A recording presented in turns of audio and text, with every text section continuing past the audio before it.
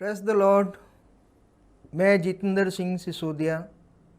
अब हम परमेश्वर के वचन से नए जन्म के संबंध में कुछ बातों को सीखते हैं जो हमें मिलता है यूहन्ना रचित सुसमाचार उसका 3 अध्याय और 3 पद। उसमें हम पढ़ते हैं, यीशु ने उसको उत्तर दिया, मैं तुमसे सच सच कहता हूँ, यदि कोई नए सिरे से न जन्मे तो परमेश्वर का राज्य देख नहीं सकता। यहाँ हम देखते हैं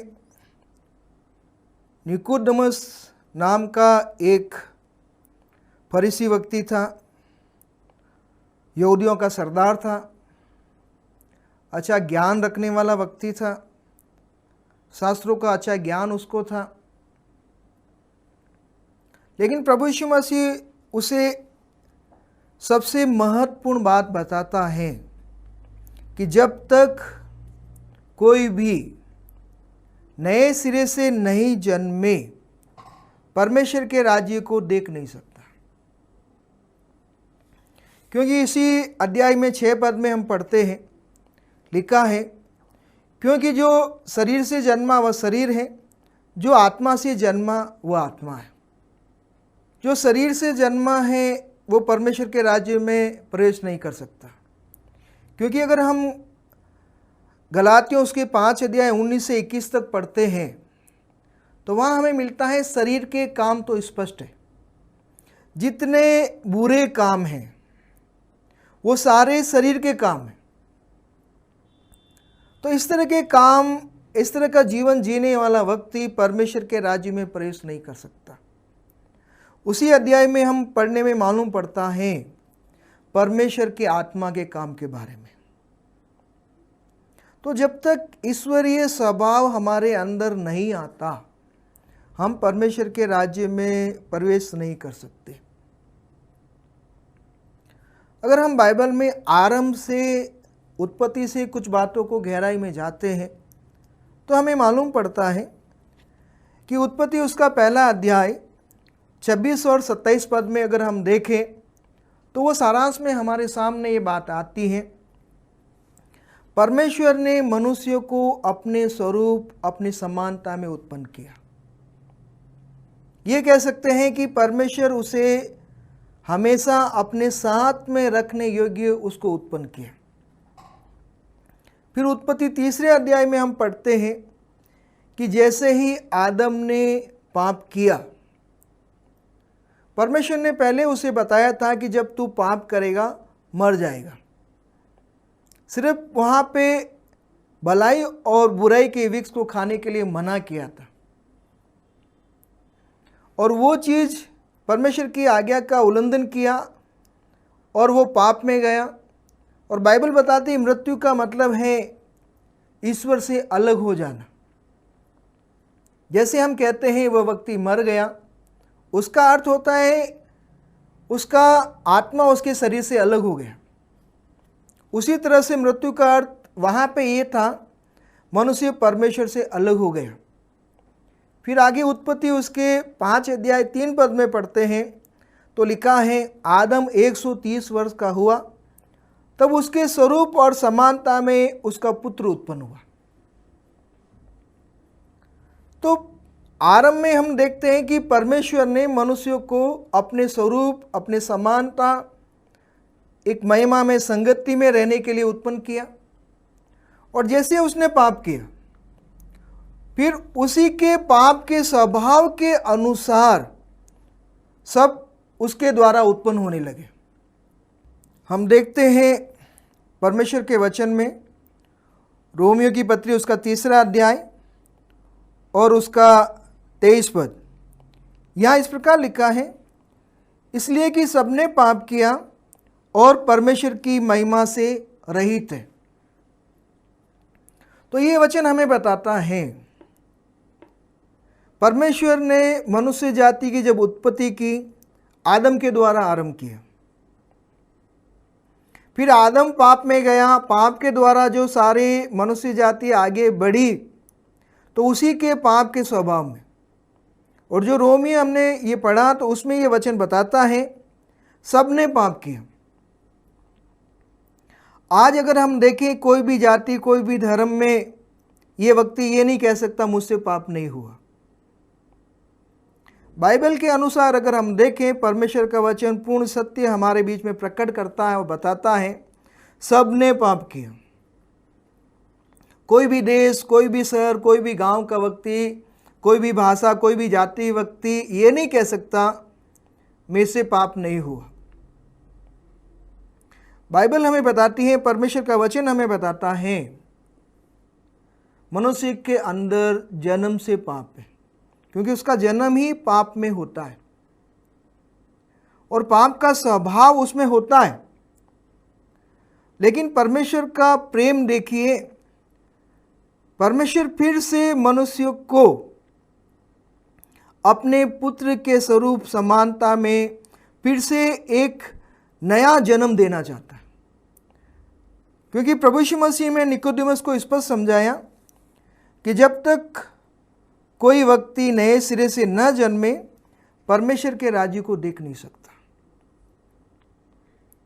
एक वचन इस संबंध में अगर हम पढ़ते हैं जो हमें मिलता है, पहला पत्रस उसका पहला अध्याय 23 पद, जो लिविंग बाइबल में इस प्रकार लिखा है, क्योंकि तुम्हें नया जीवन मिला है जो तुम्हें तुम्हारे माता पिता से नहीं मिला, क्योंकि जो जीवन उन्होंने दिया वह मिट जाएगा। यह नया जीवन सदा काल तक बना रहेगा, क्योंकि यह मसीह की ओर से आता है जो मनुष्यों के लिए परमेश्वर का सदा जीवता संदेश है। तो ये वचन हमें बताता है कि जो माता पिता के द्वारा जो शारीरिक जीवन हमें मिला है वो खत्म हो जाएगा, वो पाप के परिणाम में अनंत दंड में चला जाएगा। लेकिन जो नया जन्म प्रभु यीशु मसीह के द्वारा हमें प्राप्त होता है वो हमेशा ईश्वर के रिश्ते में बना रहता है। यहाँ प्रभु यीशु मसीह यूहन्ना के सुसमाचार उसके 3 अध्याय में निकोदेमुस को समझ जाता है, बताते हैं अच्छे से कि किस तरह से मनुष्य को नया जन्म लेना है। ये परमेश्वर के आत्मा के द्वारा होता है। तो उसको पूरा बात समझ में नहीं आया, तो अंत में 14 और 15 पद यूहन्ना के सुसमाचार 3 अध्याय का पढ़ते हैं तो वहाँ प्रभु यीशु मसीह कहते हैं, और जिस रीति से मूसा ने जंगल में सांप को ऊंचे पे उठाया उसी रीति से अवश्य है कि मनुष्य का पुत्र भी ऊंचे पे उठाया जाए, ताकि जो कोई उस पर विश्वास करे वह अनंत जीवन पाए। तो हमें पाप से छुटकारा, नया जन्म कैसे मिलेगा, हमारा मोक्ष कैसे होगा, हमारा उद्धार कैसे होगा, इस वचन में प्रभु यीशु मसीह ने स्पष्ट समझा दिया कि किस तरह से मूसा ने जंगल में सांप को ऊंचे पे उठाया।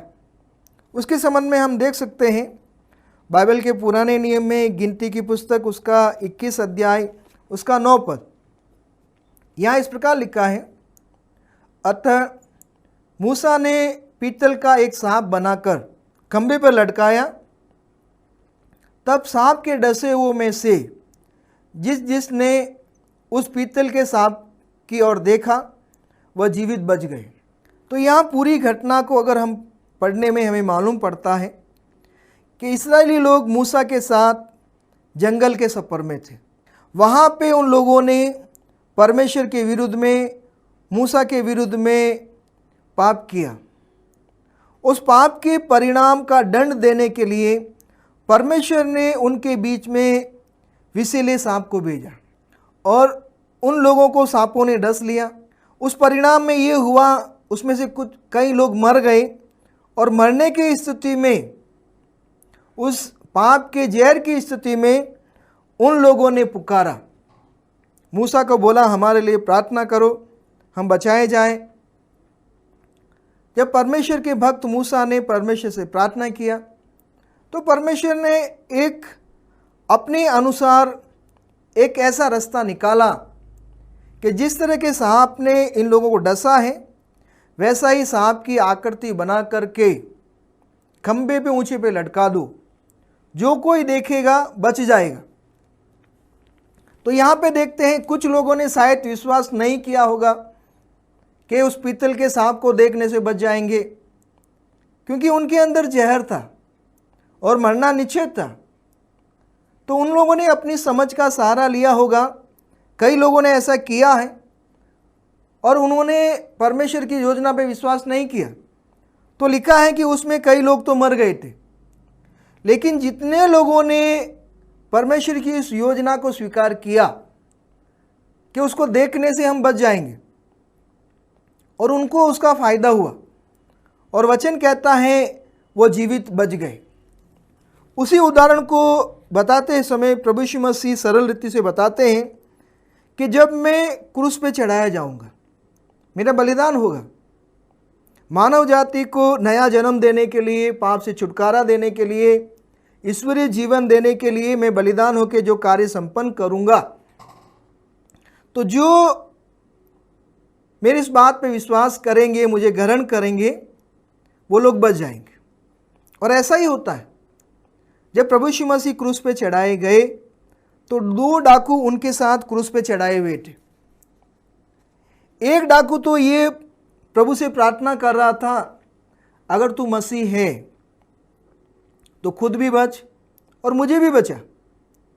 मतलब जो पहला डाकू प्रार्थना उसका ये था, मुझे शारीरिक जीवन चाहिए, इस संसारिक शरीर का जीवन चाहिए। तो प्रभु यीशु मसीह का उद्देश्य था अनंत जीवन देना, आत्मा का जीवन देना। तो उसको प्रभु ने कोई जवाब नहीं दिया। दूसरे डाकू ने ऐसा बोला, प्रभु आप अपने राज्य में आए, मतलब इस जीवन के बाद का जीवन में आप मेरी सहायता करें, आत्मिक जीवन की बात किया। तो प्रभु यीशु मसीह ने तुरंत बोला, आज ही तू मेरे साथ परमेश्वर के राज्य स्वर्गलोक में होगा। तो इन सब बातों के द्वारा जो हमने आरंभ किया, ये वचन हमें बताता है जब तक कोई मनुष्य नए सिरे से नहीं जन्मे परमेश्वर के राज्य में नहीं प्रवेश कर सकता। क्योंकि जो शरीर से जन्मा है, अपने माता पिता के द्वारा जीवन मिला है, वो सब पाप के स्वभाव में, पाप के जीवन में मिला है, वो नष्ट होने वाला जीवन है। लेकिन प्रभु यीशु मसीह फिर से हमें एक नया जीवन देते। हम पुराने नियम में यजकेल में पढ़ते हैं 36 उसका 26 और 27 में, तो यहाँ लिखा है कि प्रभु यीशु मसीह हमारे अंदर एक नया मन, नया आत्मा डालता है, जो पाप के स्वभाव में कठोर हृदय उसको हटा करके एक नया जीवन हमें प्रदान करता है, ताकि हम उसके अनुसार जीवन यापन कर सकें। तो नया जन्म प्राप्त करना, पाप से छुटकारा, उद्धार प्राप्त करना, मोक्ष प्राप्त करना, इसमें सबसे बड़ा कार्य जो प्रभु यीशु मसीह ने क्रूस में बलिदान होकर किया, उसके द्वारा संभव हुआ। इसलिए वचन कहता है कि क्रूस की कथा नाश होने वालों के लिए मूर्खता है, लेकिन हम उद्धार पाने वालों के लिए बहुत बड़ी सामर्थ्य। तो ये कह सकते हैं कि हमारे साथ परमेश्वर ने प्रभु यीशु मसीह के द्वारा आदान प्रदान किया। अगर हमें पाप से छुटकारा पाना है तो आज से 2000 साल पहले प्रभु यीशु मसीह हमारे लिए पाप ठहर करके पाप की जगह बलिदान हुए। उस समय में एक वचन कहता है, 2 कुरिन्थियों उसका 5 अध्याय 21 पद, यहाँ ऐसा लिखा है, जो पाप से अज्ञात था उसी को उसने हमारे लिए पाप ठहराया कि हम उसमें होकर परमेश्वर की धार्मिकता बन जाए। प्रभु यीशु मसीह में कोई पाप नहीं था, लेकिन ये ईश्वरीय योजना थी कि प्रभु यीशु मसीह हमारे पाप को अपने ऊपर ले और अपना बलिदान करके हमें ईश्वरीय धार्मिकता प्रदान करे। ये कह सकते हैं कि हमारे साथ एक आदान प्रदान किया।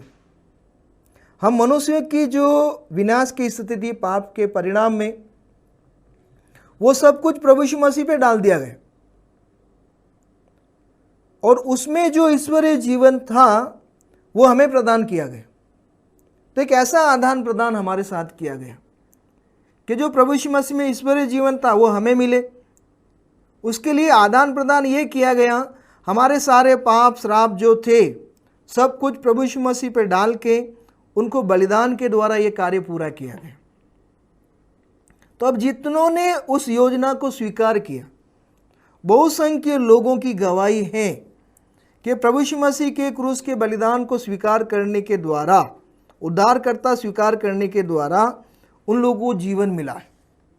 अगर वो जीवन हमें मिलना है तो ये चीज़ हमें व्यक्तिगत तौर से स्वीकार करना चाहिए। ये व्यक्तिगत तौर से मानना चाहिए कि एक परमेश्वर प्रभु यीशु मसीह में मुझे जीवन देने के लिए अपने आप को बलिदान किया है। तो और अगर कुछ वचन में अगर हम देखते हैं तो हम तुलना कर सकते हैं कि क्या हम परमेश्वर की संतान हैं। बाइबल हमें बताती है 2 कुरिन्थियों 5:17 में कि जो मसीह यीशु में है नई सृष्टि, पुरानी बातें बीत गई, सब कुछ नया हो गया। और 1 यूहन्ना 3 अध्याय 8 से 10 तक पढ़ते हैं तो वहाँ लिखा है कि जो पाप करता रहता है वो शैतान की ओर से, क्योंकि शैतान आरंभ से पाप करता आया है। लेकिन जो नया जन्म पाया है, प्रभु यीशु मसीह के स्वीकार करने के द्वारा उसको नया जन्म मिला है, वो पाप करता नहीं रहता है, उसकी आदत नहीं है। तो दोनों में, परमेश्वर की संतान और शैतान की संतान में यही अंतर है। जो परमेश्वर के जीवन को पाया है, परमेश्वर से नया जन्म मिला है, वो पाप करता नहीं रहता है। और एक व्यक्ति जो है जिसको नया जन्म नहीं मिला है, वो पाप करने की आदत बनाए रखता है, उसे कोई दुख नहीं, कोई बोझ नहीं लगता है। जैसे उदाहरण में हम कह सकते हैं, सूअर के स्वभाव में और बिल्ली के स्वभाव में कितना बड़ा अंतर है। सूअर को कितना भी नहलाओ, कुछ भी करो, उसको कीचड़ में ही अच्छा लगता है। जो पाप में उत्पन्न हुआ, पाप के स्वभाव में बड़ा हुआ, पाप के जीवन में है, वो उसको पाप में ही बना रहना, पाप करते रहना अच्छा लगता है। लेकिन बिल्ली का स्वभाव अलग होता है, थोड़ा भी गंदा होने में तुरंत साफ होने की कोशिश करते हैं। उसी तरह से जो परमेश्वर के द्वारा, प्रभु यीशु मसीह के द्वारा नया जन्म प्राप्त किया है, वो पाप की आदत बनाए नहीं रखता। वो पाप की बातों से घृणा करेगा और ईश्वरीय बातों, धार्मिक बातों से वो प्रेम करेगा। इन सब बातों में प्रभु हमारी सहायता करें। अब हम प्रार्थना करेंगे। हमारे परमेश्वर, हमारे पिताजी, आप वास्तव में महान ईश्वर हैं। हम मनुष्यों की इतनी चिंता करते हैं। हम कह सकते हैं कि आपने हमारी जगह अपने इकलौते पुत्र को भेजा और हमारे लिए बलिदान कर दिया प्रभु, ताकि हम आपके स्वरूप और आपके पुत्र के समानता का जीवन को हम प्राप्त करें। पवित्र प्रभु, धन्यवाद करते हैं हमारे जीवन में अब तक आपके कार्यों के लिए। आगे भी चाहते हैं बहुत सारे कार्य आपके द्वारा हो। पवित्र प्रभु जी, हमारे भाई बहन जो आपके वचन को सुना है, उनके लिए प्रार्थना करते हैं। उनकी कोई भी आवश्यक बात है, अब उनकी सहायता करें प्रभु जी। हाँ प्रभु, उनके जीवन में आप कार्य करें और करते रहें। सब कुछ आपके हाथ में रखते हुए प्रभु यीशु मसीह के नाम इस प्रार्थना को मांगते हैं, आमीन।